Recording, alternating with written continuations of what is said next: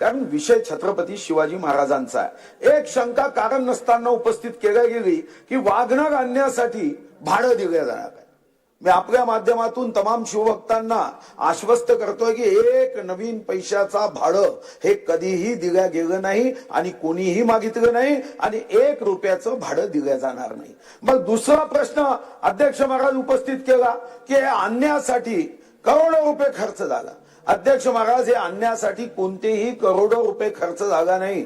आपल्या एका दिवसाच्या अधिवेशनाचा जेवढा खर्च आहे त्याच्याही पेक्षा कमी खर्च म्हणजे एकूण फक्त जाणे येणे करार करणे याच्यासाठी फक्त 14,08,000 रुपयाचा खर्च झाला। म्हणून हाही गैरसमज हा दूर करण्याची आवश्यकता आहे। एक अध्यक्ष महाराज शंका केली की मग अनेक वाघनख आहे, पण 1875 मध्ये ही जी बॉक्स तयार केली गेली आहे ती इतर कोणत्याही वाघनखाच्या संदर्भामध्ये नाही आणि म्हणून हा प्रश्न ही गैर आहे आणि कोणीही इतर वाघनखाबद्दल हा दावा केला नाही की हे छत्रपती शिवाजी महाराजांनी वापरलेली वाघनख आहे।